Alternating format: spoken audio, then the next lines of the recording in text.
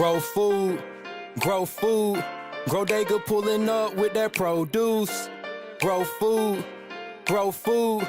Grow Dega pulling up with that produce. Grow food, yeah, we know food. Grow Dega pulling up with them whole foods. Grow food, grow food. Grow Dega pulling up with that produce. I don't know about the rest of you, but I eat lots of fruits and lots of vegetables. Blueberries and beets. I don't eat no sweets, so I don't got a lot of cavities inside my teeth. Walk up in the party, I see hot Cheetos and Takis, but I know that's not good for me. Can't put it in my body. Got a checkup and my doctor said I'm healthy as can be. Told my doctor I'm a healthy kid. I eat broccoli. I'ma always eat my veggies and nobody stopping me. And I'm never getting sick, cause I'm eating properly. Fast food make you slow, have you moving sloppily. And if you ain't eating healthy, then don't even talk to me. Grow food, grow food. Grow Dega pulling up with that produce. Grow food, grow food. Grow Dega pulling up with that produce. Grow food, yeah, we know food. Grow Dega pulling up with them whole foods. Grow food, grow food. Grow Dega pulling up with that produce. I don't know about the rest of you, but I eat lots of fruits and lots of vegetables. We don't gotta worry about the food that's on the shelves, cause we gon' eat organically, cause we grow it ourselves. Posted in the neighborhood, I sold a lot of things. Now I'm posted in my neighborhood, I'm selling collard greens. I was riding around the city trying to make a lot of plays. Now we in different communities, just trying to make a change. Farms around the city just so everyone can eat. Tasty red tomatoes growing right on Persian Street. Carlo growing High Point, we got exactly what you need, and we don't even eat it if it don't come from a seed. Grow food, grow food. Grow Dega pulling up with that produce. Grow food, grow food. Grow Dega pulling up with that produce. Grow food, yeah, we know food. Grow Dega pulling up with them whole foods. Grow food, grow food. Grow Dega pulling up with that produce. I don't know about the rest of you, but I eat lots of fruits and lots of vegetables. Blueberries and beets. I don't eat no sweets, so I don't got a lot of cavities inside my teeth. Grow food, grow food. Grow Dega pulling up with that produce. Grow food, grow food. Grow Dega pulling up with that produce. Grow food, yeah, we know food. Grow Dega pulling up with them whole foods. Grow food, grow food. Grow Dega pulling up with that produce. Food, grow food. I'll bring you up now. Let's maximize this. Salute, man. This is it, man. This is our first interviews. It's your boy Hustla's Home, and today we're gonna present to you a close friend of mine. He's a entrepreneur. He you know what I'm saying, Mr. Do It All, aka Mr. Do It All. He's an entrepreneur. He's a chef. He's a father. He's a hard worker. Are you married? Not yet. Soon to be Not husband. Yet. You know what I'm Yes, saying? sir. So Yes, sir. we gonna get this thing popping off, man. What's up, man? Introduce yourself to the crowd. Okay, well, I am Chef Alexander McQueen. I like to coin myself. I've coined the phrase the culinary agriculturalist because I like to utilize my agricultural skills and my culinary skills to combine them to make one entity. I am the owner of Eats and Beats food truck, which Eats and Beats is me combining my passion for food and music all into one thing. People used to always tell me I would have to choose one or the other, food or music, but I always felt like they both coincide so much. And you know, both food and music have the power to alter your mood and emotion. You feel the same way from eating your favorite meal as you do when you hear your favorite song. So that's how I came up with Eats and Beats. Eats and Beats has been a thing for a few years now, but most recently, the past 3-4 weeks, we've been on the road to food truck and things are going great. So yeah, I am Alexander McQueen, the culinary agriculturalist, owner of Eats and Beats plant-based spirit food. That's what's up. That's what's up, big dog. I mean, we gonna run it back. You know what I'm saying? Tell the people Yeah. about yourself. We're gonna go all the way back to little young Amac. You know what I'm saying? What little Right. young Amac wanted to do when he grew up? back in the day when he was a young little kid? And I had a lot of aspirations. I remember early on, I wanted to be a firefighter. That was always cool to me. I always thought that was cool. Um, but if I'm being honest, like the culinary bug hit me really early.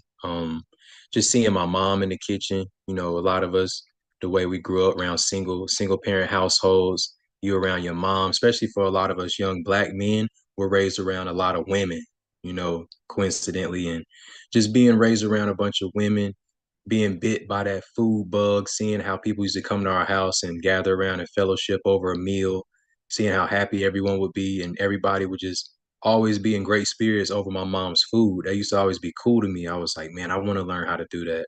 So definitely early on, very early, like the firefighter thing, but that was kind of washed away early also. And wanting to be a chef was something that stood in my mind early. I just never knew it could be like a real profession. I didn't know you could really make a career out of cooking early on. Okay. That's what's up. So when you was in the kitchen, because we, like you said, I wasn't raised around no single mom. I had a mom and a dad, but still, I still admire. I'm a big dude. You know me. I Right, admire food. You know what I'm saying. right. So what's one of them things that as far as like you brought from your mom to your kitchen? You know what I'm saying? Because me, when I cook, I know the seasonings my mother used, and a lot of my specialty recipes come from my mama. You know what I'm saying? Right, What about yourself? right. Very similar in the way that a lot of the techniques that she used, I utilized by me being a vegan chef. There are certain things like that I might alter, but a lot of the techniques that she would use, like the way she makes her baked macaroni and cheese, is the same techniques that I use. I just don't use like dairy milk or dairy cheese and things like that, or eggs and things like that, because it's vegan. But the same techniques that she would use, I apply, and definitely the flavors. Honestly, one of the things like on the food truck, when I'm serving people every day, they always come back and they're like, yo, what is that seasoning you put on the fries and on the chips and on the green bean tempura? And I haven't let anybody know yet, but it is like a little secret spice blend that my mother makes for me. And she's been making it for me for years. Oh, she And make it for she you now? yeah, yeah, she makes it for me, and it's like this little. I don't even know what's in it. It's that much of a secret. So she makes this like little seasoning blend, and I'm honestly thinking about real soon about packaging it up and like kind of creating a product out of it, because people are always asking me like, yo, what is that you put on it? And I really put it on all the food that I sell. So I'm gonna start packaging it up, making a product out of it, letting people know if you want your food to taste like how mine does, you can buy this all-purpose seasoning blend that my mom makes, and kind of create a lane for her, because she inspired me early on to get into this field. So I kind of want to give back to her in that way, create a lane for her to sell her spices and seasonings. All right. Yes, what's up? That's what's up. I appreciate that because I'm gonna have to buy that because That's real. I'm with the sauces and the because because different people, different people with different backgrounds use pretty much like their culture has a lot to do with how their food tastes. Right, And right. is there like what's your as far as like is it just all American or do you take some from the Caribbean or do you take some from Africa? You know what I'm saying? Or is it all Yeah. just since you're I an really alchemist? right, no, definitely. And that's what I like to say too. What I do is called it's plant-based alchemy, because I'm transmuting fruits and vegetables into, things that you wouldn't normally see them as. Like, for example, I have on my menu a patty melt that's made out of lentil beans. And usually you would use lentils, make like a lentil soup or something, or you just eat them just how they are. But I actually take the lentils, I boil them till they're, a little soft. I mash them up and I mix in some gluten-free breadcrumbs, some flaxseed, a little spring water, and I form patties out of those, and I make like a lentil patty melt with those. So I transform these things into things you wouldn't normally see them as. And so I kind of what I do, you can say it's American, because I like to do things like I always tell people what I do is not for vegans. It's for people who aren't vegan and maybe want to be, maybe thought about it. They just don't know where to start. So they don't know what their options are. So I try to make things that are easily recognizable for them, like a patty melt or a chicken sandwich, or, things that they can look at and like, oh, I know what that is. I'll try that. But it's the vegan alternative of it. But I have been inspired by many different cultures, especially during culinary school. I was exposed to different classes we had to take. We had to take world cuisine classes.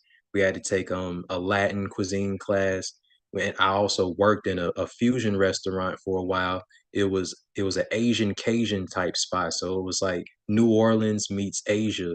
Um, and so I've learned and I've taken from all of these places and I use it in what I do now. So I, it's really inspired by the world, honestly, what I do, from the flavors to the seasonings that I use. Like I have a butternut squash curry on my menu, which is like, it's like a play on like probably like a traditional Caribbean curry, but I use chickpeas and butternut squash to like replace like the meat that would typically be used in it.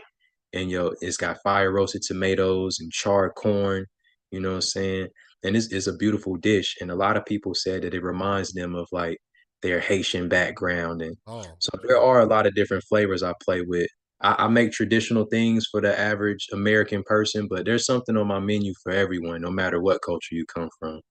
Yeah. Now, a couple years back, I had some walnut type tacos. It was so unbelievable to me. I still to the day. This was years ago. You know what I'm saying? Right, Today, I've never had nothing as so good, and I'm a meat eater. You know what I'm saying? right. And I've never had nothing as good. And one of the things that you said earlier was your macaroni and cheese. You know what I'm saying? How do you replicate the hold of the egg? You know what I'm saying? How do you replicate? What do you use as far as like you know how, because dairy is designed in cooking to like bond stuff together and create Right. some kind of like a like a smooth silky texture, you know what I'm saying, to your Right. food. How do you replicate that with vegetables and other The things, thing, non-meat the things? thing is, the thing that's been my best friend throughout this whole journey when it comes to that is flaxseed, ground flaxseed. And what it is you create what's called a flaxseed egg. So it's 1 part flaxseed, ground flaxseed, and 3 parts water. So it'll be like 1 tablespoon of ground flaxseed and 3 tablespoons of water. You mix that together, you let it sit for about like 10, 15 minutes, and it like coagulates and it creates like it's almost like an egg like consistency. And depending on what you're using it for, depending on the ratios and the quantity of flaxseed and water you'll use. But yeah, flaxseed egg, you mix in ground flaxseed and water, let it sit for a while, and it'll like create like an egg yolk like consistency. You mix that into whatever you're doing, whether you're baking a cake or whether you're trying to make a macaroni and cheese. Like I said, I use it inside my lentils to form patties out of them so they'll hold together. But yeah, flaxseed egg, that is definitely it. That's something different. That's something different. That's Yeah, something nah, different. and that comes with the whole alchemy part of it, because being vegan, you try to find ways to eat the way that you used to eat, but now you have to find different alternatives and ways around it. So it's like that's the thing that I pride myself on the most, is that my style of vegan cuisine, the average person who tries it, like, you don't have to miss out on anything, because I've done the education to find out how to replicate what you would normally eat, just in the healthier alternative of it. Okay, true, true, true. Now, whenever you doing something that's like a chicken, you know what I'm saying? Mm, Like I know right. some people use jackfruit, you know what I'm saying? Mm, What mhm. what's the things that you like kind of confuse the mind with as far as like a person to come to Amac and say, "Hey Mac, man, I want a chicken sandwich. What you got for him?" Right. I did use jackfruit a lot early on, and even how you mentioned the walnut tacos earlier. Those are things like, when you caught me in that stage, those were my beginning stages. I was still learning a lot. These days, I've learned so much more. I've graduated and elevated those dishes to a higher standard. So these days, I play around with a bunch of different mushrooms. Mushrooms have been my best friend, yo, throughout this whole journey, just because there's so many different varieties, so many different like textures. I honestly, if I can find it, I just met a mushroom farmer in High Point too. I don't know if the Wow, viewers a can see mushroom this or farmer. not. Yeah, I Yeah, can see man. it. I can see it. Okay, see, there's Blue chestnut oyster. mushroom, blue oysters, the pink oysters. They got king trumpet mushrooms, the lion's mane mushrooms. All of these different mushrooms on this list provide a different consistency, a different texture, a different like stringiness that chicken might have. So playing around with different varieties and variations of mushrooms have allowed me to elevate my dishes. Like right now, I have the birria tacos have been like a big trend. People eating the tacos with made from like the birria stew that you dip in the sauce with the Yeah, cilantro and yeah, the yeah. onions, and that's been a big trend. So I've been trying to find a way that I can replicate that in the vegan community. And so I already have like a oyster mushroom slider that's like my chicken sandwich on my menu that I use like the gray or blue oyster mushrooms with. So I take the blue or gray oyster mushrooms, I use the caps for my chicken sandwiches, then I repurpose the stems and I shred those up and use those to make my birria tacos. So I'm able to cross utilize these different things to make two dishes. Because normally you would use the caps and then the stems aren't really that edible. But I found a way to, instead of just tossing the stems, use the stems also to create another dish. But yeah, and then the lion's mane mushrooms, those have like a real stringy, like chicken like consistency. I do like a chicken and waffles out of those. So yeah, when it comes to replicating chicken, mushrooms have been, man, those have been a go-to for me for sure. Because and mushrooms are one of them more like when a lot of people think of mushroom, they think of like portobellos and Right, shiitake and right. it's what's another one of them, the white ones. I forget the white one's name. The ones you get out Yeah, the grocery store. But right, and a lot of people don't like the flavor of those right, mushrooms because those gotta tend to have a more earthy flavor. right. Is the what mushroom would you uh advise a person that's not a hardcore mushroom eater? The Right. soft core, the rice of mushroom. Which one did you think would be like the white rice of mushroom? Definitely these oyster mushrooms. Those are the ones because they're so you can play around with them so much. They don't really have that strong, like earthy flavor, like you were saying. So it's like a blank canvas. You're able to flavor it how you want to. And as far as cooking them, you can fry them, you can saute them. There's so many different variations and ways that you can prepare them. So I would definitely tell somebody that's not really a big mushroom fan, but would is open to trying it. Start with the oyster mushrooms, whether that's the gray oyster or the blue oyster. And there's so many, and I think what does discourage people is they might have had like the portobellas or the whatever mushrooms they find in the grocery store and didn't like them, and they just in there, not realizing there's so many different variations of mushrooms out there. And ironically, mushrooms have been nicknamed the chicken of the woods. So ironically, is not such a far-fetched thing that I use them to replicate chicken. Okay. But yeah, definitely start with those oyster mushrooms. Well, before we close out, you know what I'm saying? Um, what is we didn't we didn't focus on the eats part. What Mhm. about what I'm saying? What about the beats part? Because the Okay. passion eats and beats. When you go on your site, when I type in www.eatsandbeats.com, I get on the site. I hear this music. I hear this hip hop. I hear what I'm saying. Like Right. when the hip hop, it's not your snap music. It's the traditional hip hop, the way hip hop is supposed to be designed. Who are the people? Where are you from? I'm from High Point, North Carolina, born and raised. I have a lot of influence from when it comes to music, like early 90s New York style boom bap influence hip hop. My mother is from Philadelphia, Pennsylvania. So I always felt like I was like supposed to be from the North.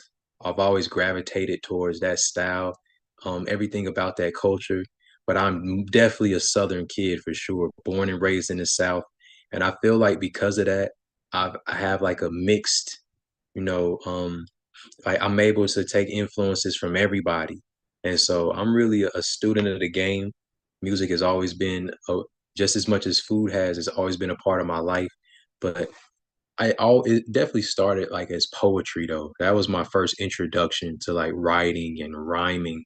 And I didn't realize it until like I heard like Tupac for the first time. I remember being like 5 or 6, hearing Tupac for the first time, and I'm like, man, like what he's doing, it just sounds like a poem, like over a beat. And I'm like, man, I can take my poems and make them songs. And that's kind of like when I started getting into like actually writing songs, like when I heard Tupac for the first time. Oh, so And then when you was like a spoken word poet too? Like you got a yeah, collection type yeah, shit?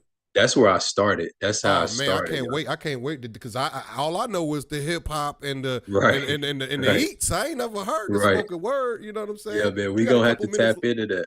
Yeah, we got. I'm definitely gonna tap into that. We got a couple minutes left on here. I just want to before we get out of here. You know what I'm saying? Because you know, this the Zoom version that only allow you 30 minutes at a time. You know, Right. That's how does it feel being a father to a son to a you know what I'm saying? How does it feel to be a Right. father? Because we as a black men, we don't embrace that enough Right. publicly.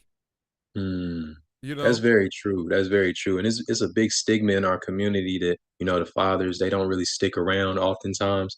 And I get it. It can be tough. I never really understood that.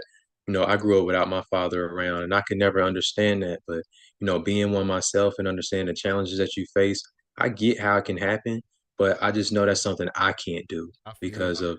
of, like just when I look at them and they just to them, I'm their like superhero. They look at me, they say, "Oh, dad's a chef. Oh, dad's a farmer. Oh, dad makes music." They see my music videos. They see me performing on stages. They see me like on the food truck cooking and the crowds that I bring in. Like to them, there's nothing I can't do, and so they motivate me so much. They don't even realize it. Like they give me more than I could ever give them. Um, Prior to becoming a father, I was in a very stagnated period in my life. I didn't really know where I was going, didn't really know what I wanted to do. But once they came around, they just activated something inside of me, gave me a hustle and a drive that I never knew I was capable of. And so it's like one of the most proudest moments of my life, yo. I take that very seriously. And yeah, and as an older fella, as an older black man to you know what I'm saying? And I saw you when I met you, your son was like a infant on some shit Right. like on and we was at work one day and you was telling me how your story was and I saw this from a mile away, because Mhm. of the way you carry yourself. You know what I'm saying? Very few people have morals. Very few people have, this stand up energy about them, and I appreciate your time and stuff by allowing me to interview with you. And I saw your greatness from a mile away.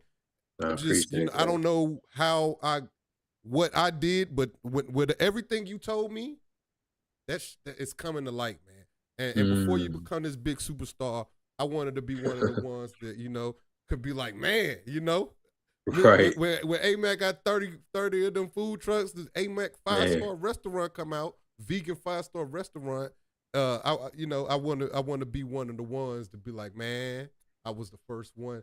You know what I'm Right. saying? Nah, So that's dope, yo. it's so I proudful for appreciate me to that. see you, to see you, man. It's almost like a little brother to me. You know what I'm saying? Right. You and a couple of my couple of young homies, man. I'm very, very proud of them. You know what I'm saying? I So you got any appreciate that closing for words real. for the audience? Definitely, just thank you for bringing me on, allowing me to speak. I always appreciate whenever anybody gives me a platform to speak on any of this stuff, and 'cause I always just want to, in some type of way, just encourage people to like just never give up. Like 'cause that's always been me. Just if I could say one word that describes me, it's just resilience. No matter what happens, you got to stay resilient and mentally tough because when you have a vision, even if no one else around you can see it, just stay at it. Just never stop. And because you're gonna meet people along the way, like how I met people like you that encouraged me and that poured into me and told me like, yo, bro, like you don't need to be at this job, bro. Like you got something different about you. Like, and it takes and those people will come as long as you stay on your path, stay on your journey. You just cannot stop, no matter what. Never give up. And I want to also let people know that if you have been thinking about transitioning to a more plant-based diet, incorporate more vegetables into your diet, just know that you can be plant-based and still eat great without compromising flavor or taste. You know I what I'm saying? That's agree. something I always like to leave people with. I agree, and I can't wait. I'm gonna be out there probably this weekend coming up. I've been busy every weekend. I've been telling you, Right. but I'm gonna go out there. My first food review on my channel will be a Eats and Beats plate, bro. That's what's up, 100%. And That's anybody dope. want to follow my man Amac, his information is in my description. Eatsandbeats.com. Follow him on Instagram. You got an Instagram? Yeah, it's at Eats and Beats. At Eats and Beats. You got an X or Twitter, whatever they call it now? I don't, but I do. You know, but you can also follow me on Facebook as well at Eats and Beats. See, yeah. Because I ain't want to put your Facebook, because the Facebook I got your real personal. So and they can follow that one as well. They can follow that. Okay. That's what it is, man. Alex, man, I love the time you spent with me, my man. Yes, sir. Thank you for having me. I love the man that you've become, big dog. Man, I cannot wait to see what the future holds for you, my brother. And I can't wait, man. I'll see you next weekend, man. I'm gonna bring the wife out there. We get to finally coven between two families. You know what I'm saying? Because you never met my family. I never met your family, but we've known each other for years. You know what I'm saying? And everybody, the crowd, don't forget to hate, like, comment, subscribe. Don't forget to follow Amac. Don't forget to follow me at Hustle's Home on Twitter. And don't forget to follow me at Hustle's Home on Instagram. And man, salute to you, big dog. Hey man, I appreciate it. I'm gonna be out there. We're gonna be live, man. I'm gonna blow this thing up. I'm gonna try to blow this thing up as like best as I can, big dog. I appreciate you, man. Thank you. All right, salute. Peace.